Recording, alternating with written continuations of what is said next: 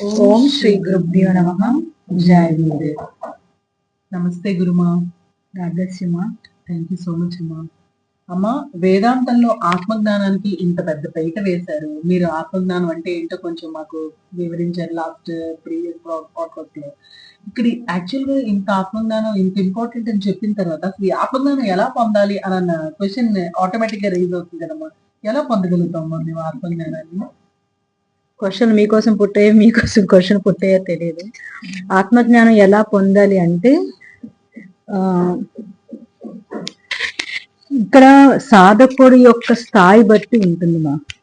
సాధకుడు గత జన్మల్లో తన యొక్క సాధన స్థాయి, తన గుడ్ కర్మ బ్యాడ్ కర్మ, తన సంస్కార వాసన గుణాల తీవ్రత బట్టి ఆధారపడి ఉంటుంది. అయితే ఇక్కడ ప్రతి ఒక్క ఇక్కడ మీరు జాగ్రత్తగా గమనించండి. ఒక బుద్ధుడు, ఒక రమణ మహర్షి, ఎంతో మంది, ఒక రామకృష్ణ మహర్షి, లేకపోతే వివేకానందులు, ఎంతో మంది గొప్ప వాళ్ళు ఉన్నారు. అందరూ ఆత్మజ్ఞానం పొందినప్పటికీ కూడా, ముక్తి స్థితికి వెళ్ళినప్పటికీ కూడా ఒకరికి డిఫరెన్స్ ఎప్పుడు కూడా మ్యాచ్ అవ్వచ్చు. చూడండి, ఒకే మార్గంలో ఉన్నా కూడా, ఒకే మార్గంలో ఉన్న గురు శిష్యులు అయినప్పటికీ కూడా వాళ్ళ ప్రయాణము వీళ్ళ ప్రయాణం వేరుగా ఉంటుంది. అంటే రామకృష్ణ పరమహంస వేరు, వివేకానంద గారిది వేరు ఉంటుంది. చాలా వరకు వాళ్ళ నాలెడ్జ్ గాని, వాళ్ళు అంటే నాలెడ్జ్, అల్టిమేట్ నాలెడ్జ్ ఒకటే ఉంటుంది. వాళ్ళ మార్గంలో కొన్ని మార్పులు గాని, ప్రయాణంలో మార్పులు గాని, జీవితంలో మార్పులు గాని ఎక్కడో ఒక దగ్గర ఉంటుంది. ఎందుకు ఆ డిఫరెన్స్ ఉంటుందంటే, ఆ సాధకుడి యొక్క గత జన్మల్లో అనేక వందల వేల లక్షల జన్మ నుంచి తనవి అనుకుంటున్న ఏవైతే సంస్కార వాసన గుణాలు ఉంటాయో, వాళ్ళు చేసిన బ్యాడ్ కర్మ గుడ్ కర్మ ఉంటుందో, గత జన్మలో వాళ్ళు ఎంతో కొంత నాలెడ్జ్ పొంది కదా ఈ స్థాయికి వస్తారు. ఆ నాలెడ్జ్ మీద ఆధారపడి ఉంటుంది. సో ఇప్పుడు ఫస్ట్ స్టాండర్డ్ నుంచి ఇప్పుడు ఎవరికైనా ట్రాన్స్ఫర్ అయ్యి వేరే ఊరు వెళ్ళారనుకోండి, వాళ్ళ పిల్లలకి అక్కడ స్కూల్ జాయిన్ చేయాలనుకోండి, ఏం చేస్తారు? వాడికి ఆల్రెడీ ఆ స్కూల్ ఎక్కడి నుంచి వచ్చారు, అక్కడ ఆ పిల్లలు 5th అయితే మళ్ళీ ఇక్కడ 5th ఆర్ 6th కంటిన్యూ, లేదా 10th అయితే 10th కంటిన్యూ. ఎలా వస్తుందో వీళ్ళది కూడా పరమాత్ముడి యొక్క కృప వాళ్ళ మీద అదే విధంగా ఉంటుంది. వాళ్ళ స్థాయి బట్టి, వాళ్ళ స్థితి బట్టి, వాళ్ళ గుణాల సంస్కారాలు బట్టి ఆయా సంస్థలు గాని, ఆయా గురువులకి అట్రాక్ట్ అవడం గాని, అక్కడ నుంచి వాళ్ళ ప్రయాణం అనేది కంటిన్యూ అవుతుంది. ప్రీవియస్ లైఫ్ లో వాళ్ళు చేసుకున్న సాధన, వాళ్ళకి ఎంతవరకు నాలెడ్జ్ ఉందో దాన్ని బట్టి వాళ్ళు అక్కడ ఉంటుంది. వాళ్ళు ఏ స్థితి అంటే, ఫస్ట్ స్టాండర్డ్ వాళ్ళకి మన 10th సబ్జెక్ట్ ఐఎంపీ అని చెప్పినా వాళ్ళకి అర్థం కాదు.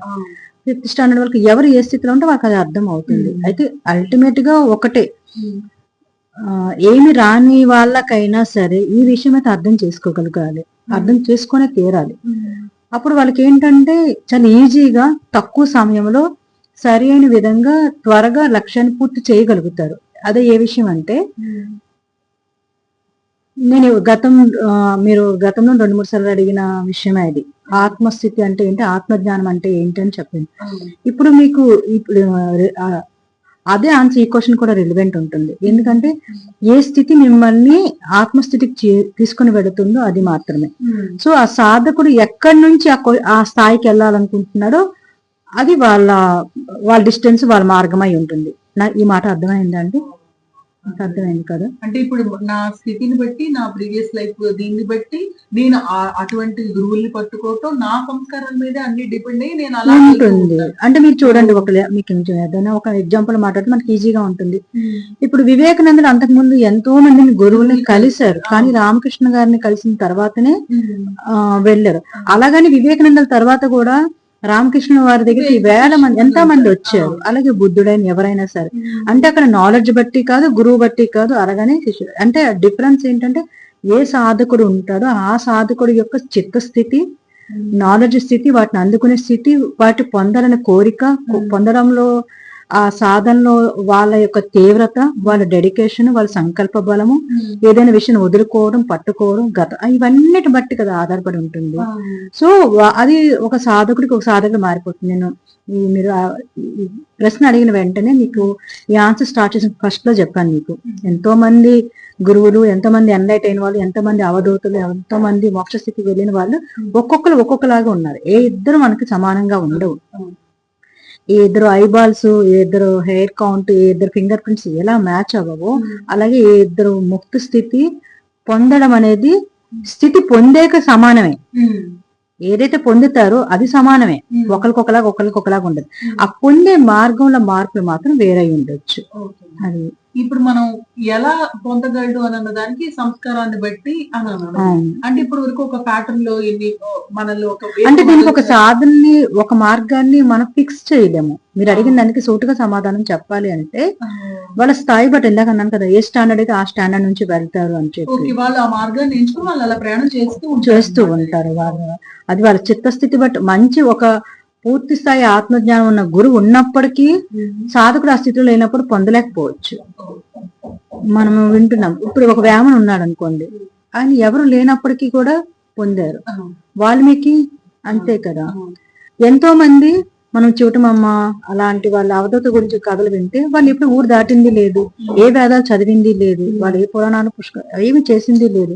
కానీ ఉన్న ఊర్లో అక్షరం రాకపోయినా, చదువు రాకపోయినా చక్కగా వాళ్ళ స్థితికి చేరుకున్నారు. సో ఈ నాలెడ్జే ఉండాలి, ఈ స్థితే ఉండాలి, ఈ మార్గమే ఉండాలి, ఇలాగే ఉండాలని మనం చెప్పలేము. మీరు ఇలా చెప్తుంటే నాకు ఒకటి మా అమ్మమ్మ చిన్నప్పుడు చెప్పింది. అంటే నువ్వు ఏ చెంబుతో నువ్వు పట్టుకెళ్తావో గోదావరికి నువ్వు అంతే తెలుసుకోగలవు అని అంటే కెపాసిటీ అంటే మాటల్లో చిన్న చిన్న దీనిలో అన్ని మనకి గుప్పించి చెప్పారు కానీ ఆ పాయింట్ అన్నది అర్థం కాకపోతే ఈ పరిస్థితి. అయితే ఇక్కడే ఒక సాధకుడు మాత్రం ముముక్షం అనేవాడు ఆధ్యాత్మికత వైపు లేదా ఆత్మజ్ఞానాన్ని పొందాలి అనుకునే ఒక సాధకుడు మాత్రం ఏం సాధన చేస్తున్నాను, ఎలాంటి జ్ఞానాన్ని పొందుతున్నాను, ఎలాంటి విషయాన్ని నేర్చుకుంటున్నాను, ఈ సాధన, ఈ జ్ఞానం, ఈ విషయం నన్ను ముక్త స్థితికి చేరుస్తుందా లేదా, ఈ జ్ఞానం నాకు అటువైపే తీసుకొని వెళ్తుందా లేదా అని మాత్రం వాళ్ళకి వాళ్ళు ప్రశ్న వేసుకుని తరచు చూసుకోవాలి. చాలా మంది ఏదో అలాగా వింటూ అంటే చాలా మంది ఏం చేస్తారంటే భజన, భక్తి లేదా సంకీర్తన లేదా పురాణాలు చదవడం ఇవన్నీ చేస్తుంటారు. అవి చేస్తుంటే వాళ్ళకి ఆనందం కలుగుతుందేమో, కానీ మార్పు రాకపోతే మాత్రం ఎప్పటికీ అది పొందలేము. అది ఎలాంటిది అయిపోతుందంటే ఓం సచిన్ టెండూల్కర్ అయిన మహా అని చెప్పి నేను క్రికెట్ వచ్చేస్తుంది అనుకోలేను కదా, అలా అయిపోతుంది. అది అర్థం చేసుకోవాలి. ఆత్మజ్ఞానం పొందుతున్నారా లేదా, అనుభూతిలోకి నెమ్మదిగా వెళుతున్నారా లేదా, వాళ్ళ గుణాల్లో మార్పు వస్తుందా లేదా, వాళ్ళ ప్రయాణం అటువైపు వెళుతుందా లేదా మాత్రం తరచు చూసుకోవాలి. అంత విషయమైన వాళ్ళకి జ్ఞానం ఉండాలి. అలా నేర్చుకుంటున్నానా లేదా అనే విషయం తెలియాలి. అది అది మన సంకల్ప బలం మీద, మన సాధన తీవ్రత మీద, మన సాధన చేసే దాంట్లో ఆ డెడికేషన్ మీద డిపెండ్ అయి ఉంటుంది. సో సాధకుడు ఖచ్చితంగా అలా ఉండాల్సిందే. యాక్చువల్లీ ఈ క్వశ్చన్ కి మీరు పేపర్ చేసేస్తే ఆన్సర్ తెలిసిపోతే అలా వెళ్ళిపోవచ్చేమో, ఏదో అటువైపు టైప్ లో ఆలోచించాను కానీ మీకు ఆన్సర్ ఇచ్చినా కూడా పట్టుకోవాలి కదా. నేను మీకు చెప్తాను ఇది ఆత్మజ్ఞానం అని, కానీ మీరు పట్టుకోవాలి కదా. నేను సింపుల్ గా చెప్తున్నాను, అలా ఉండండి, ఏం లేదు, ఏమి లేని స్థితి అని. సో మీ మనసులో ఒక క్షణకాలంలో బాగానే ఉంటుంది, మరుక్షణంలో ఏ గుణం పైకి వస్తుందో తెలీదు, ఏ భావన బయటకు వస్తుందో తెలీదు. ఎప్పటి నుంచో ఆత్మజ్ఞానం అనుకున్న నాలెడ్జ్ కూడా ఖాళీ చేయాల్సిన పరిస్థితి వస్తుంది. చాలా సార్లు ఏం జరుగుతుందంటే ఎంతో మంది సాధకులు నేను చూస్తూ ఉన్నాను కదా, వాళ్ళు సహజంగానే జగత్తు నుంచి వచ్చేస్తూ ఉంటారు, సంఘం నుంచి వచ్చేస్తూ ఉంటారు, ద్వేష గుణం, దుఃఖ గుణము అలాంటి వాటి నుంచి కూడా బయటపడుతూ ఉంటారు.